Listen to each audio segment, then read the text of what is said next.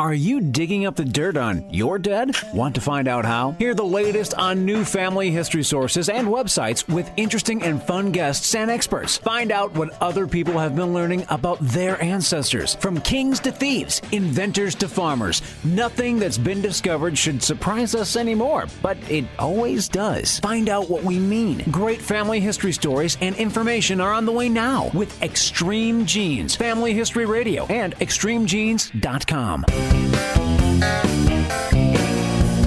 It's been this way for generations. Extreme Genes, Extreme Genes. Dates in the Bible don't quite match the marriage certificate. Extreme Genes, Extreme Genes. Uh-oh.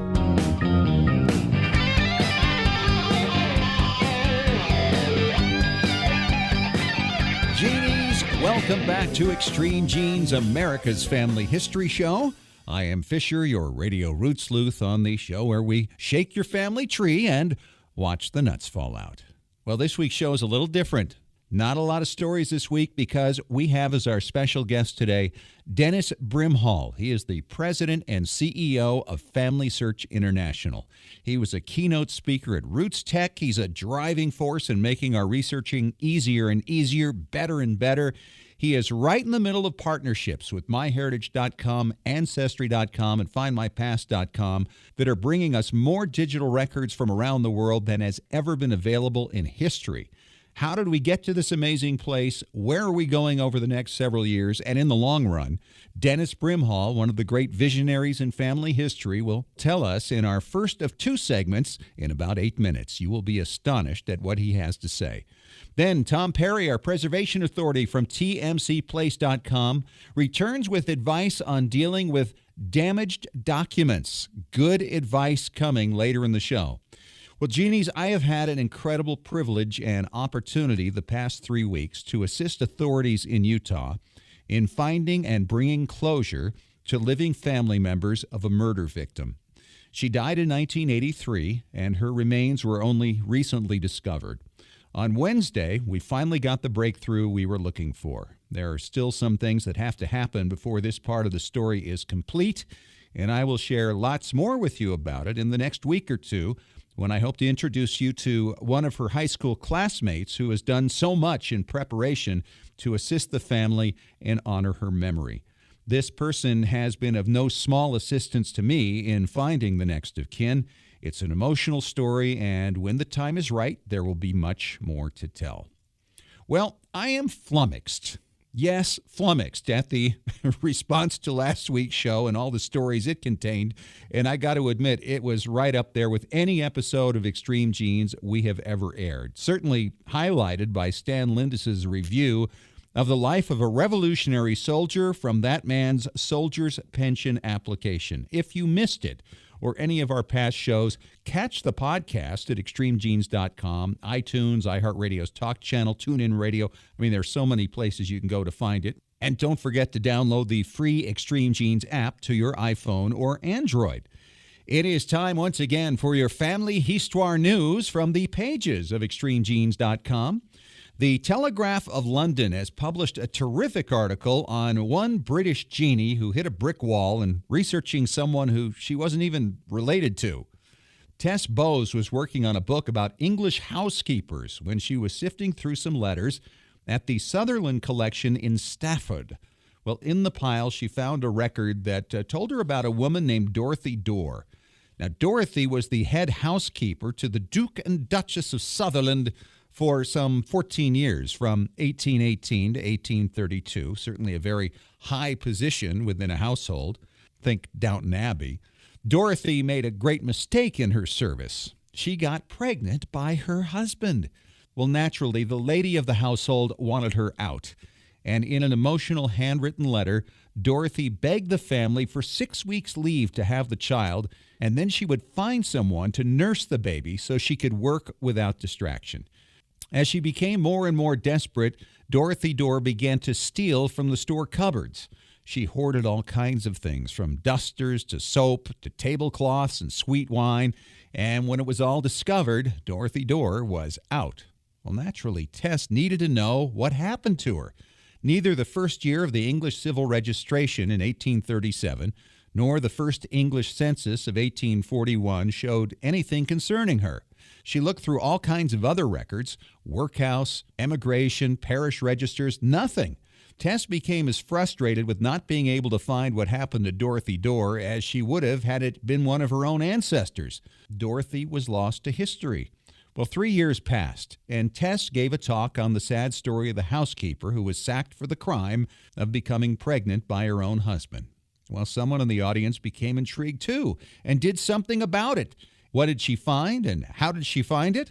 Read the story now. Link to extremegenes.com. I know, I am bad. We have talked about this before, the remarkable study of a virtually isolated population, the people of Iceland. Well, the results are out with the biggest set of full genomes ever known from one population. A private company called Decode Genetics has gathered data that shows genes that yield new disease risks, as well as a lengthy list of over 1,000 genes that we really don't need. It is hoped that this project is used as a model for other countries to do the same. We here in the U.S. can soon expect a similar study of 1 million of our fellow citizens over the last part of the coming decade, with the hope of using the information to come up with individualized treatments for various maladies. One of the big finds of the Iceland study was of the mutation of one gene whose presence signifies the doubling of the risk for Alzheimer's among those of us with European ancestry.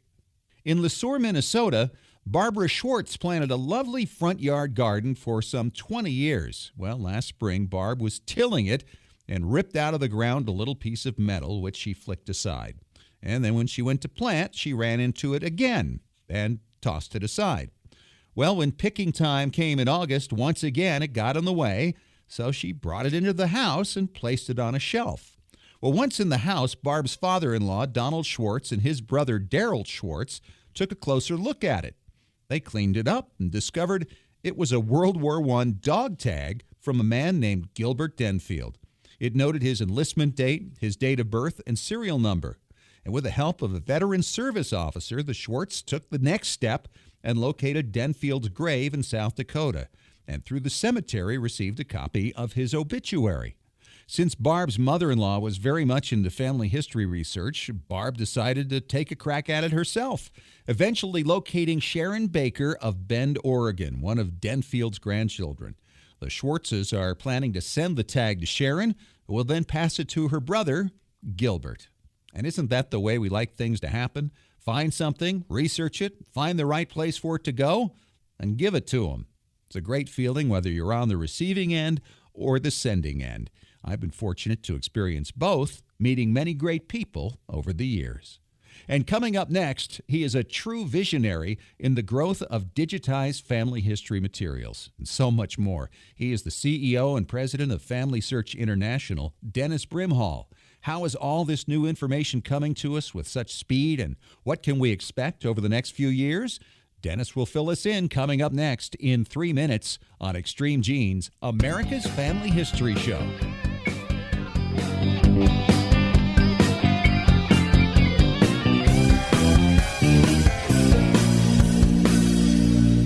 Genies, not long ago, something happened with one particular online research service that changed everything. It happened with a service that already has 75 million members worldwide, and it's not who you think it is. Hi, it's Fisher, and you know I'm always looking for new and better ways for you to discover your ancestors, not just the data, but the stories. The online service I'm talking about takes your family tree and then uses its powerful automated technology to match the people in your tree to over 5 billion records from around the world. Censuses, newspaper stories, vital records with 97% accuracy. This means no more wading through thousands of useless so-called hints. This also means the site itself is constantly looking for matches for you, even while you're sleeping. What site does all this? It's MyHeritage.com. You can try MyHeritage.com for free. Here's a special gift from me. Use discount code EXTREMEGENES after signing up and get an exclusive 20% discount at MyHeritage.com.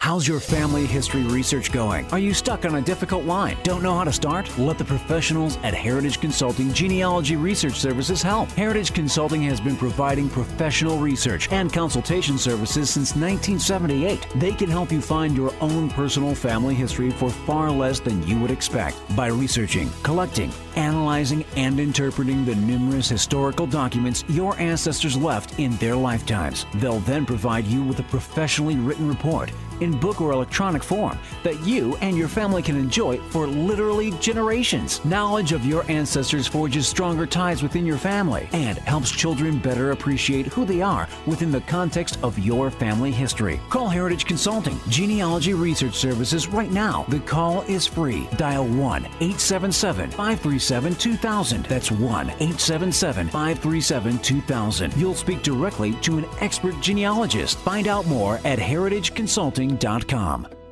While we all love diving into the deep end of our gene pool, don't forget about capturing the histories of those who are still with us. Go to Storyworth.com to start your family's story today. Each week, Storyworth.com will email a question to people whose stories you wish to preserve.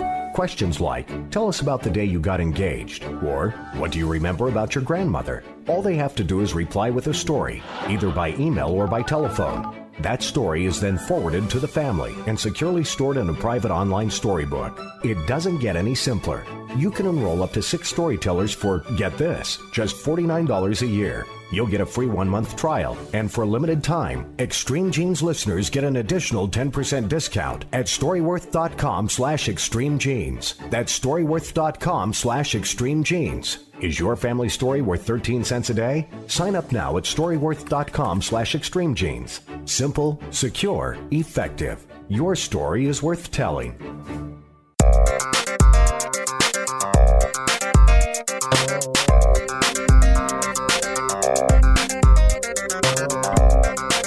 And welcome back to Extreme Genes, Family History Radio and ExtremeGenes.com. I am Fisher, your radio root sleuth, with a very special guest today. He is the president and CEO of FamilySearch International, Dennis Brimhall. Dennis, it is just an honor to have you here.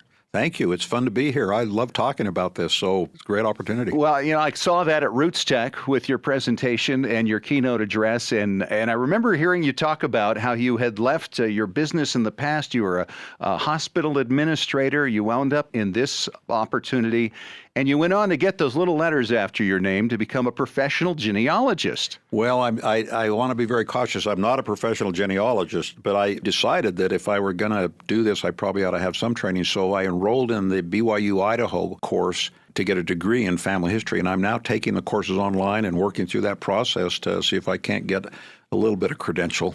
Well, and I'm sure it helps because you were really probably a very busy man back in the hospital days, not doing a lot of family history research at that time.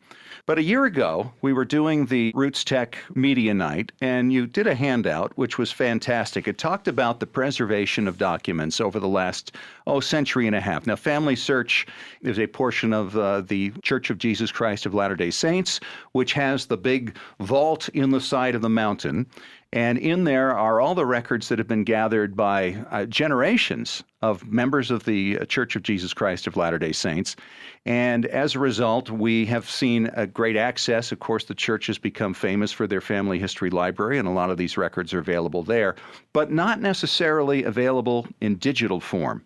And you set that as a goal to get those records in digital form and spread throughout the world, and some partnerships. And let's go through some of these numbers here. I mean, they're pretty incredible. I mean, there's an estimated 5.3 billion records that you had from all these different regions on a map, and you were estimating there were 10 billion more, and the time that it was going to take to digitize these was like a generation or more.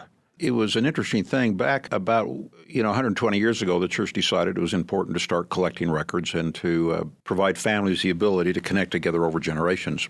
And then it was about 90 years ago that the technology started to become available to start doing that. And so we sent camera crews out with microfilm cameras into archives all over the world for the purpose of microfilming these records. And we'd get the microfilm and bring it back here, develop it, and to store it in a place that would be safe. We built these vaults in the mountains up out of Salt Lake City, and we stored these microfilm records in the vaults. And then if people wanted to see them, they would send an order in, and we'd get a record, and we'd copy it and send the microfilm out to them. And sometimes we have big collections outside the United States, so we don't have to ship everything from here, such as in Germany and places like that.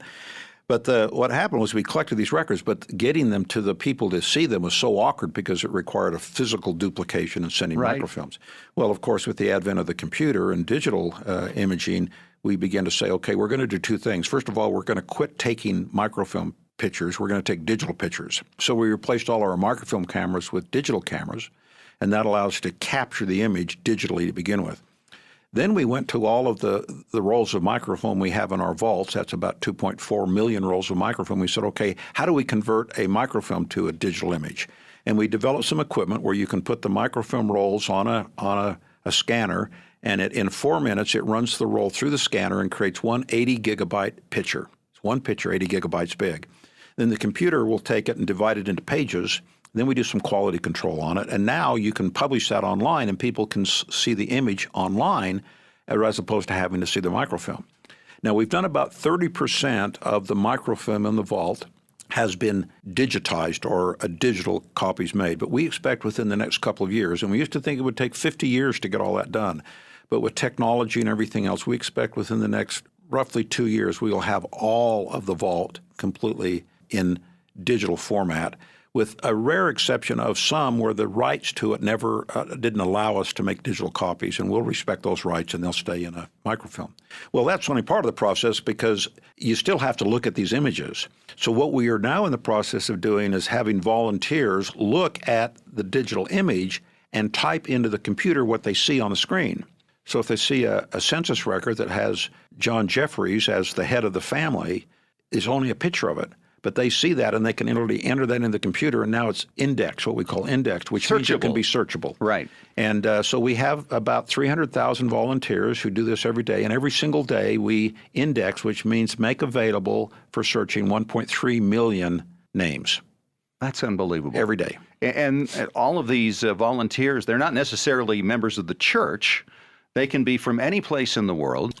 And they go about finding out how to read the strange handwriting. I mean, I remember the first time I had to work with old German language writing, and it was like a child's scribble to me. I couldn't make out anything of that. But I did learn one thing, that when you work at it enough, your eyes begin to adjust, and suddenly you can see the words that you wouldn't see otherwise. Well, we do have volunteers. Because we're imaging in Italy, we've got imaging projects. We're imaging at the request and at the contract with the Italian government. We're imaging 480 million Italian civil records. And so we look for Italian people to index. And so the indexing volunteers, and then we get them from everywhere in the world. We were in the Samoa a few weeks ago, and there's Samoan kids doing indexing in Samoan languages. And so we do that. Now, the problem is that indexing is the bottleneck. And so we are beginning to find available to us technology which can begin to automate some of the indexing so people don't have to look at it and do it. And it's amazing where some of that technology is coming from that allows us to do this. And so we're beginning to find technology that can take some of the indexing burden off of us and do it much, much faster. So how reliable is that technology at this point? Well, we test it. And so let me give you an example. If you have your phone and you take a picture of somebody, it will look at the person's face, recognize that face, and search through all of your images to find any place where that face is there. It's facial recognition technology. It's quite common and used. Well, we're beginning to explore and doing some research with some universities to try to figure out, can you take facial recognition and apply it to a word? So imagine a word is the face now. Right, right. And so you may find in Old German Heinrich. So it looks at Heinrich. It's not a face, it's a word, but it uses the same technology. And you can go through 10,000 records and pull up every word that looks like Heinrich.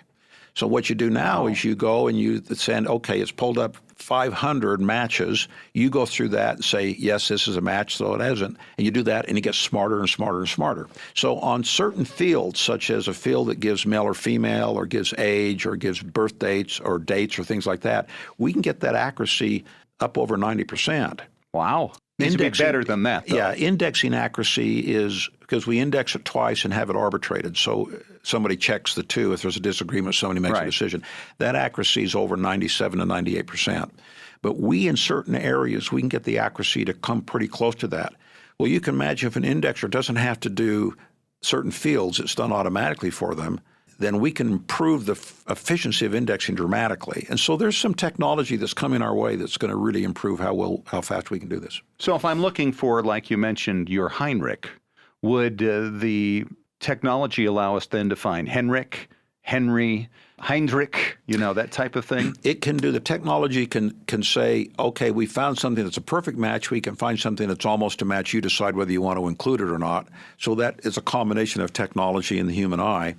And so it's not an either or. It's never, it's all technology or all human. It's the combination of the two that will get us closer. And the nice thing about the technology is you can train it to do any language of any era. Wow. It doesn't care what language it is. So if you go to Uzbekistan and use Uzbekistanese, I don't know what that's really called, but it doesn't really care. You can train it to do any language. It doesn't matter. So we're in the infancy of this, but we see if we progress in this technology the way all technology progresses, it's only a matter of years before we've got the accuracy up where it needs to be, and we'll be able to start doing this. We have another technology we call RoboKeen, which takes obituaries, and it knows kind of certain languages, and it will say how an obituary is laid out because it'll say born in or born or something, and after that is usually a date.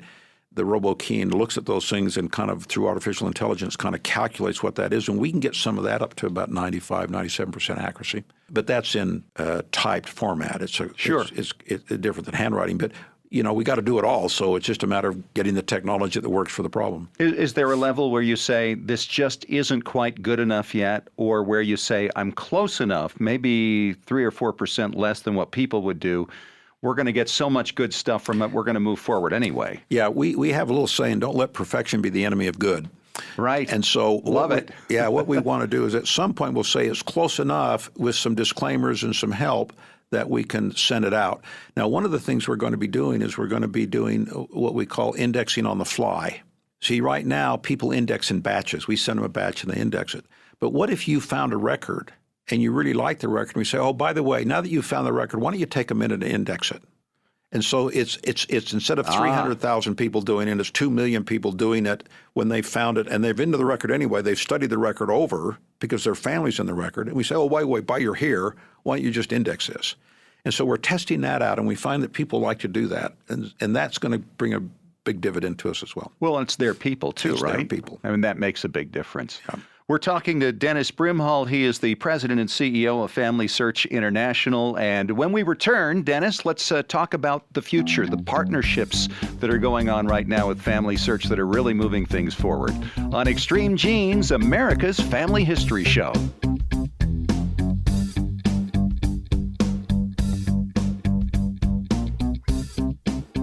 Scientific studies have proven that youth who know even a little bit about their family history perform better academically and have a greater sense of personal confidence and stability. Genealogy is its own incredible superpower that arms our children with super strength. But how do you get your child or grandchild interested in studying their family history? That kind of stuff is just for grandmas, right? Not anymore. ZapTheGrandmaGap.com leaps the generation gap in a single bound. Author Janet Hovorka provides you with useful and timely advice on helping the young people in your life become engaged in their own family history. Janet has an entire collection of books to inspire the young and the young at heart in fun, interactive ways. She also offers creative tips and advice on her blog and in her free weekly newsletter.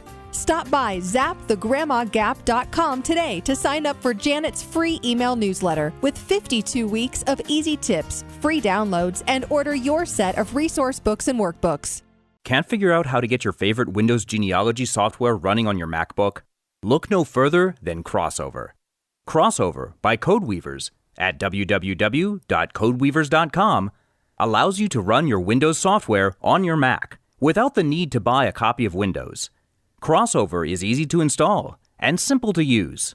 Crossover supports many popular genealogy packages like Roots Magic, Legacy Family Tree, Personal Ancestral File, Family Tree Builder, and more. Crossover also lets you run other popular productivity apps like Microsoft Office and a wide range of games. So if you're looking for an easy, affordable solution to your Windows compatibility needs, visit www.codeweavers.com today to download your free trial of Crossover.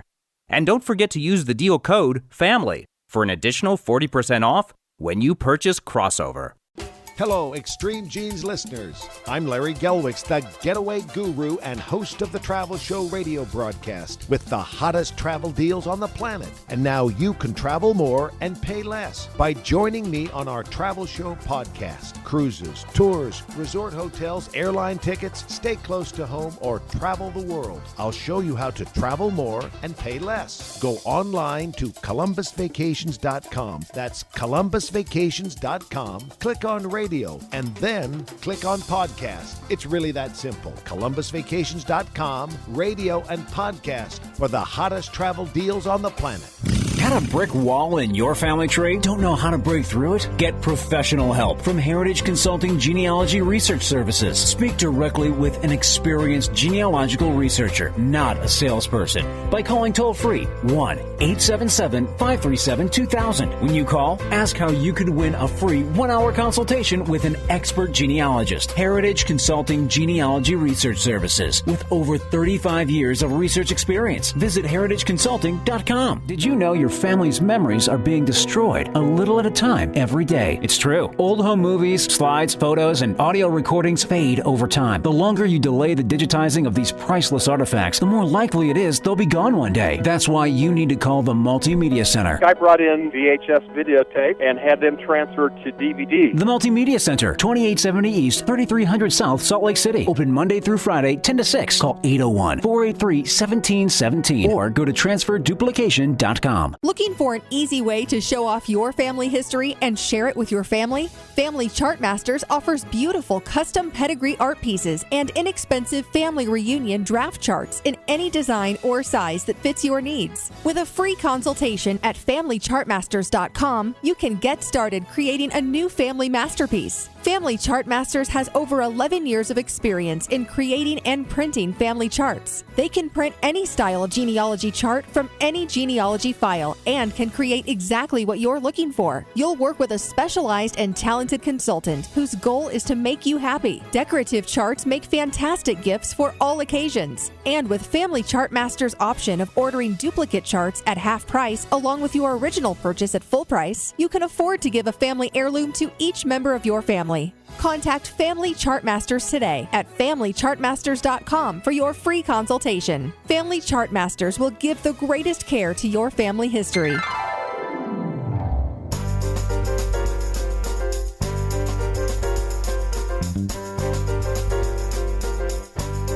Welcome back. It's Extreme Genes, America's family history show. I am Fisher, the radio root sleuth, with Dennis Brimhall. He is the president and CEO of FamilySearch International. And Dennis, once again, thanks so much for coming and spending some of your valuable time with us.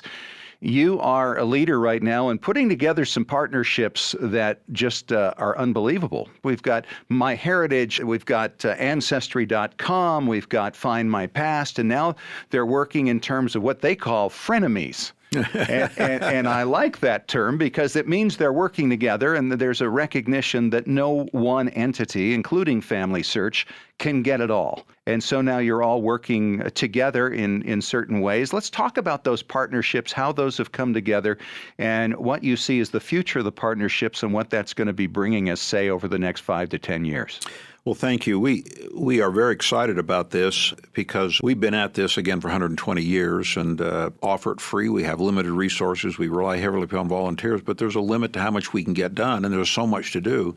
And what we found is that there are people who do what we do, and they do it very, very well. And so you have people who are admittedly in the commercial side of this thing, which we commend, and we're glad.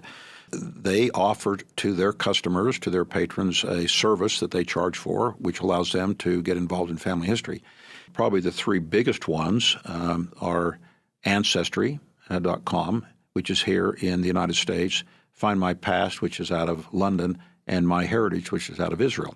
So we simply went to these people who have the same values and the same purpose that we do, and we said, let's not compete, let's work together. And so why don't we share records? Let's share our records with you and you share your records with us, and then we'll figure out a way to not compete and not duplicate records, not go after the same record sets, and make these things available. And we recognize they have to make money to exist. We want them to. We don't want to take their business away from them in any way.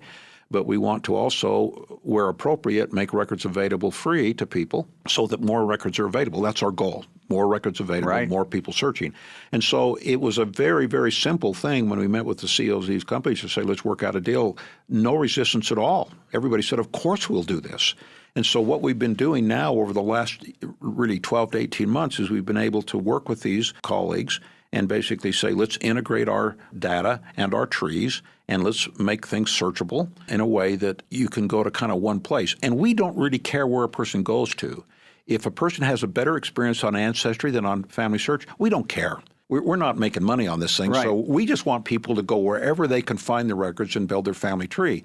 Once you enter into a partnership where you don't have any pride of ownership or proprietary interest to succeed over somebody else, it's amazing what you can do. Right. And that's the basis of this. And so now we then work to where we have partnerships. And so we not only share data, but they said, listen, we're quite interested in getting another record set in a country. So they may say there's some records in Germany that we'd like to get on Ancestry. You're good at capturing records. You have these camera crews and volunteers who do that. Why don't we provide you some resources? You get that, bring them in. We'll pay to have them indexed so that they get done faster. And then we'll put them up on our line behind our paywall, but for certain customers of FamilySearch, usually the members of the church who support FamilySearch, they'll get access to them free. And that way you get significantly more records coming up that we would have never had before. And so it's really one of those 2 + 2 = 5. It's just a great deal.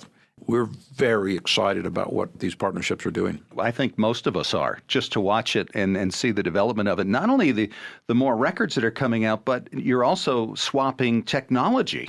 We are. We found that, and I must say, I commend, we have some terrific engineers. They do a great job, but everybody's good at different things. And so sometimes we'll send our engineers. We send a bunch of our engineers over to Israel to meet with their engineers. And we always have worked really closely with Ancestry because they're just down the road.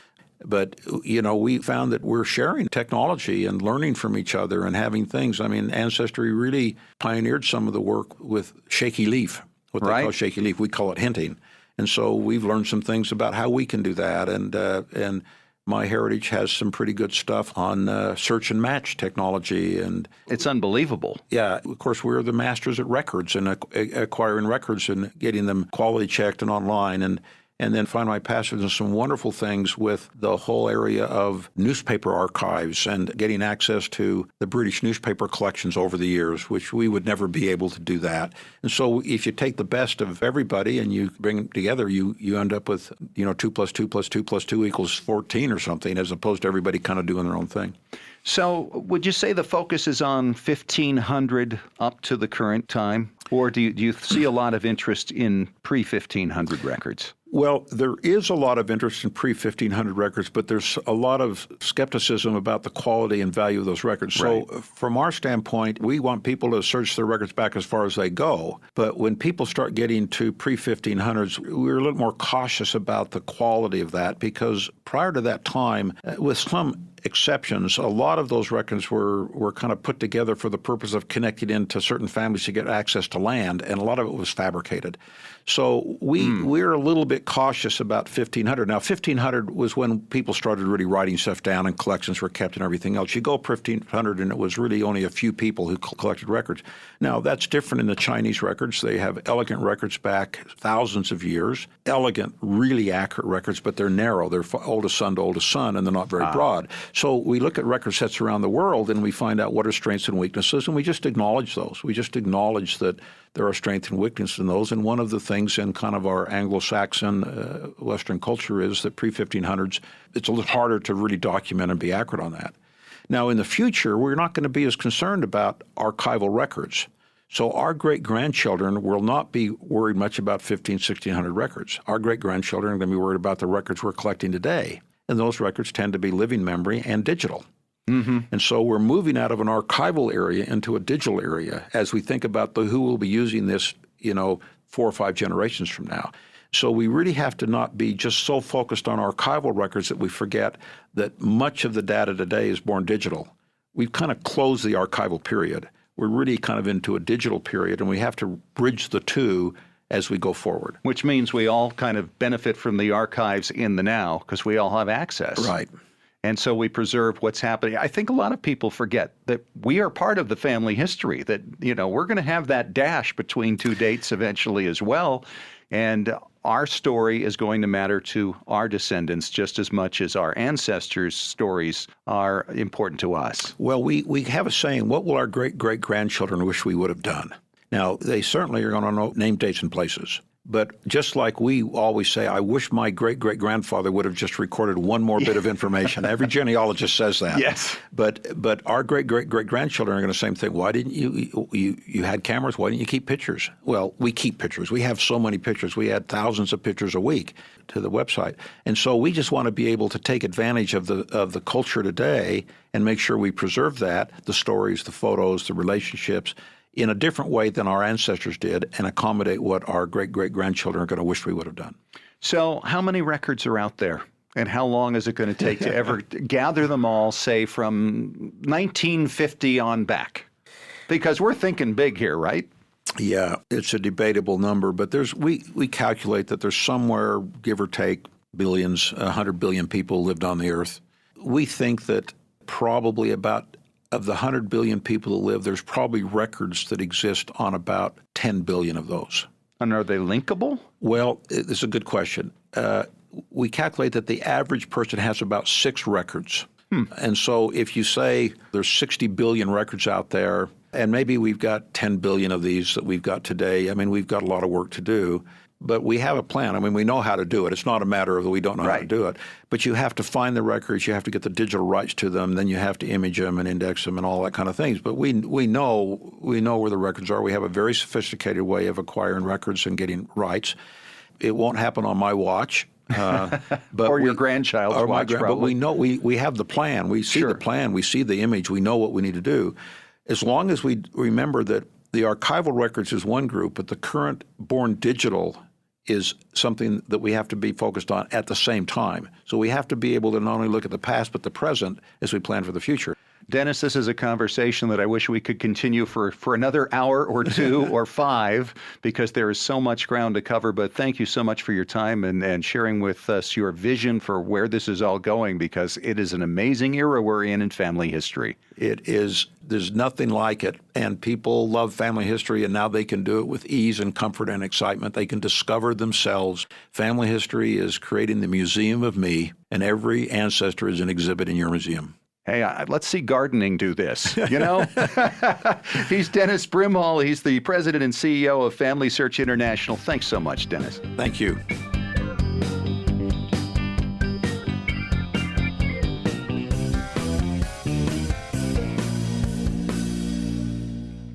Hi, Genies, it's Fisher, and I've been telling you about MyHeritage.com's amazing new technology that searches your family tree day and night for you, finding matches even while you sleep in documents and other people's trees. Here's a find I never would have made without it. It's a newspaper story about a relative of mine, Paul Sagal, who I knew many years ago. It's from 1943, when Paul was serving in the Pacific. When he learned his father died, he wrote a poem to his brother that indicated he wouldn't be returning for the funeral. He wrote, "There'll be no furlough for me. I'm in the Marines, you see. Alive and well as I am, memories I'll keep of my dad." Then the newspaper editor added, "These are all the sentiments that will win this war. There are treasures like this one waiting for you now." Put MyHeritage.com's superb technology to work for you with a 20% discount. Just enter the one-word promo code EXTREMEGENES. MyHeritage.com is the next big thing. While we all love diving into the deep end of our gene pool, don't forget about capturing the histories of those who are still with us. Go to Storyworth.com to start your family's story today. Each week, Storyworth.com will email a question to people whose stories you wish to preserve. Questions like, tell us about the day you got engaged, or what do you remember about your grandmother? All they have to do is reply with a story, either by email or by telephone. That story is then forwarded to the family and securely stored in a private online storybook. It doesn't get any simpler.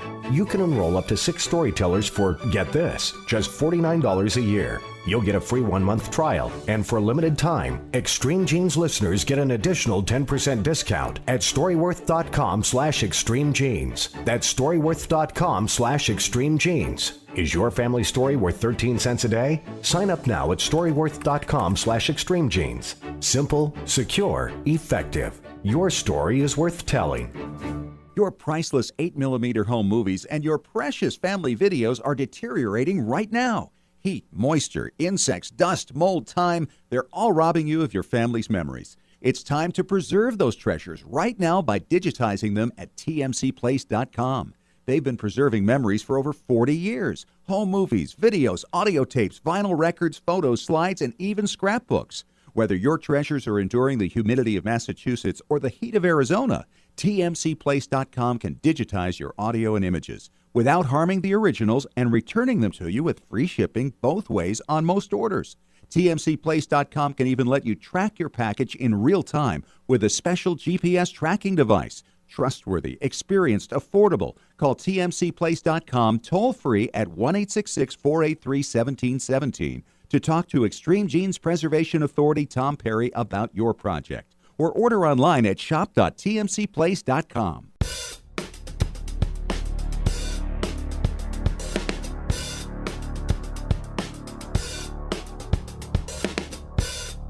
We are back. Extreme Genes, America's Family History Show. Fisher here, the Radio Root Sleuth, with Tom Perry, our Preservation Authority from tmcplace.com. Hi, Tommy. How are you? Pretty good, thank you. Well, we're going to talk about damaged materials today, damaged documents and photographs. What happens when you have a flood?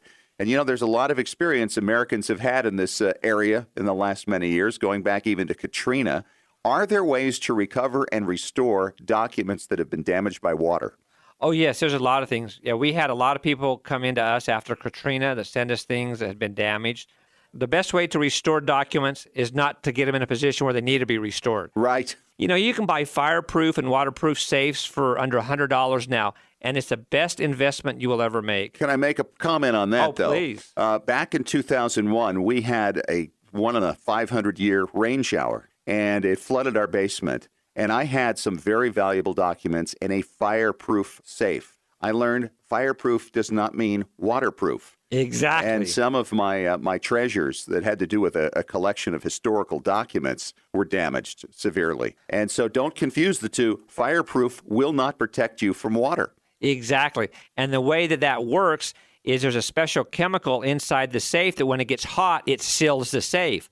So if it's not getting hot, it's just getting wet, that chemical doesn't come out and seal the safe, so the water's going to get in. So what you can do if you want to be very careful is what I do is I have a fireproof safe that I can lock, and I put it inside what's called a Pelican case. It's a big plastic case. It's made for putting camera gear in, but they will actually float. Really? They're waterproof. I've tested them. I've done all kinds of things with them, and they won't leak. So you can go on the internet, Amazon.com or whatever, and buy a Pelican case. Make sure it's one of the ones that is watertight, and then put the safe inside that. It's a hard case. It's made out of hard plastic, and they have these clamps that clamp down, and there's a sealer in between them, almost like a giant Tupperware, that will seal it and keep the water out. If you have a fire, the Pelican case is probably going to melt, but it doesn't matter. Your fireproof safe is inside. If it just floods, you take it out, you open it up, and your fireproof safe is inside there fine. So it's kind of like killing two birds with one stone, so to speak.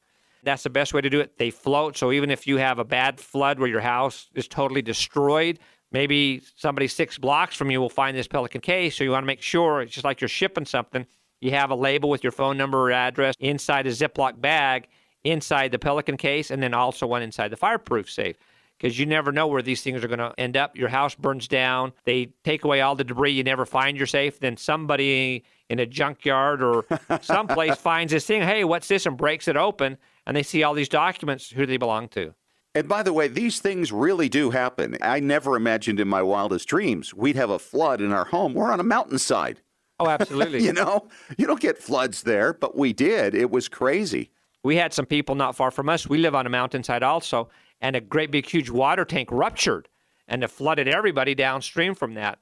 So you could have mudslides if you have a fire and there's nothing there to hold. There's so many different ways you can do that. Now, if that's already happened to you, there's some things I want to tell you not to do. So in the next segment, we'll talk about some exact things you can do once your documents have been damaged. All right, looking forward to that. Coming up in 3 minutes on Extreme Genes, America's Family History Show.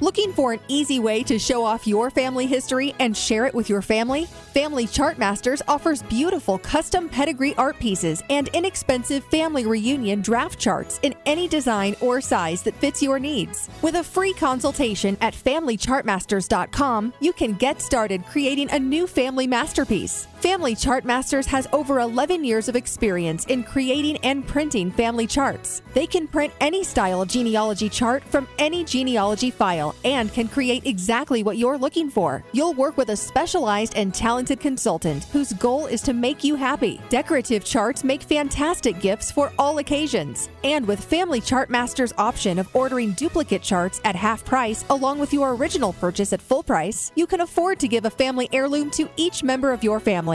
Contact Family Chartmasters today at FamilyChartmasters.com for your free consultation. Family Chartmasters will give the greatest care to your family history. When was the last time you heard your grandmother's voice or saw your family enjoying life back in the 1950s or 60s? If the reason is you haven't known what to do with your old recordings, videos, and films, here's your answer. The Multimedia Center in Salt Lake City. We brought in a video project to the Multimedia Center, and overnight they duplicated it to DVD so we could meet our deadline. The Multimedia Center, 2870 East, 3300 South, Salt Lake City. Open Monday through Friday, 10 to 6. Call 801-483-1717 or go to transferduplication.com. Hello, Extreme Genes listeners. I'm Larry Gelwix, the getaway guru and host of the Travel Show radio broadcast with the hottest travel deals on the planet. And now you can travel more and pay less by joining me on our Travel Show podcast. Cruises, tours, resort hotels, airline tickets, stay close to home, or travel the world. I'll show you how to travel more and pay less. Go online to ColumbusVacations.com. That's ColumbusVacations.com. Click on radio and then click on podcast. It's really that simple. ColumbusVacations.com, radio and podcast for the hottest travel deals on the planet. Can't figure out how to get your favorite Windows genealogy software running on your MacBook? Look no further than Crossover. Crossover by Codeweavers at www.codeweavers.com allows you to run your Windows software on your Mac without the need to buy a copy of Windows. Crossover is easy to install and simple to use. Crossover supports many popular genealogy packages like Roots Magic, Legacy Family Tree, Personal Ancestral File, Family Tree Builder, and more. Crossover also lets you run other popular productivity apps like Microsoft Office and a wide range of games. So if you're looking for an easy, affordable solution to your Windows compatibility needs, visit www.codeweavers.com today to download your free trial of Crossover. And don't forget to use the deal code FAMILY for an additional 40% off when you purchase Crossover. Scientific studies have proven that youth who know even a little bit about their family history perform better academically and have a greater sense of personal confidence and stability. Genealogy is its own incredible superpower that arms our children with super strength. But how do you get your child or grandchild interested in studying their family history? That kind of stuff is just for grandmas, right? Not anymore. ZapTheGrandmaGap.com leaps the generation gap in a single bound. Author Janet Havorka provides you with useful and timely advice on helping the young people in your life become engaged in their own family history. Janet has an entire collection of books to inspire the young and the young at heart in fun, interactive ways. She also offers creative tips and advice on her blog and in her free weekly newsletter.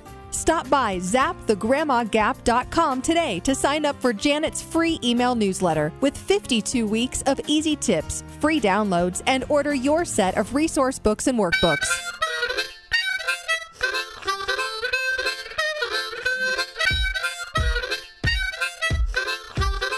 And we are back for our final segment of Extreme Genes Family History Radio, America's Family History Show for this week.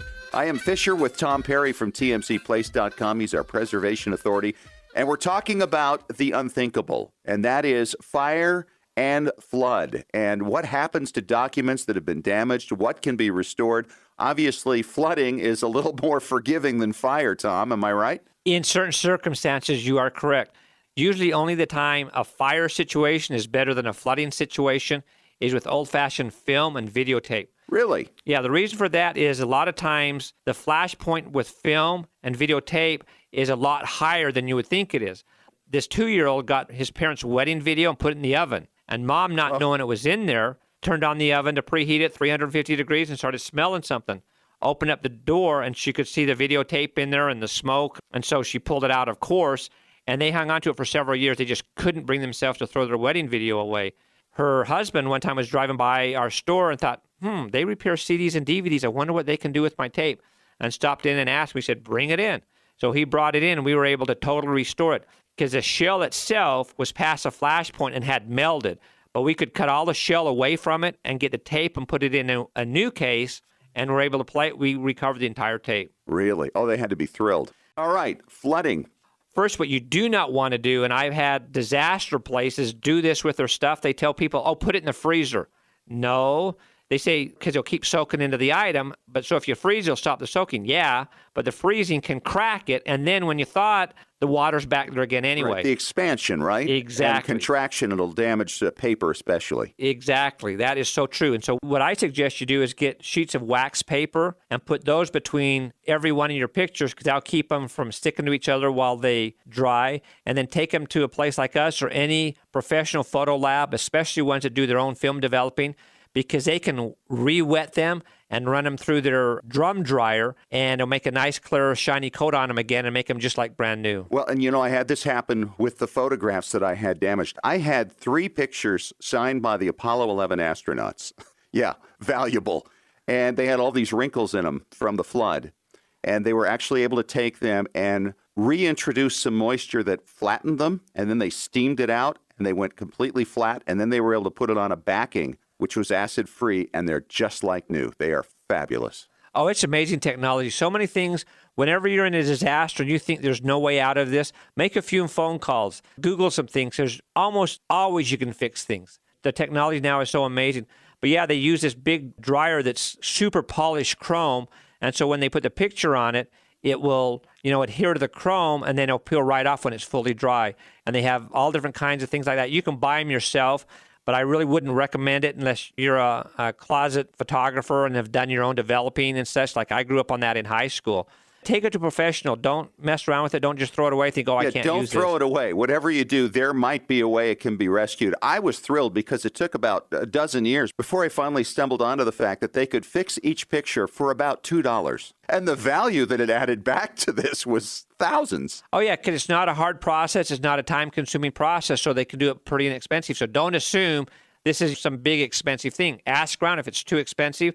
Just store them for a while, because maybe one day down the road when you hit the lottery, you'll be able to have them all done. So don't ever throw stuff away, even if they look really, really bad, because a lot of times you can scan these later on with special scanners that do ultraviolet light, and they can actually pick up stuff that has been washed away and restore it in Photoshop. This is great advice, and I hope everybody remembers this, especially if they're ever in this situation. Good stuff, Tom. Yeah, we're coming into hurricane and tornado season, so, buckle down. Thanks, Tommy. See you next week. Thanks once again to Dennis Brimhall, the CEO and president of FamilySearch International, for his insight on where we are and where we're going with family history research over the next many years. And, of course, if you missed any of that interview, you want to catch the podcast on our website, extremegenes.com, or on iTunes or through iHeartRadio. I am Fisher. Talk to you again next week. And remember, as far as everyone knows, we're a nice, normal family.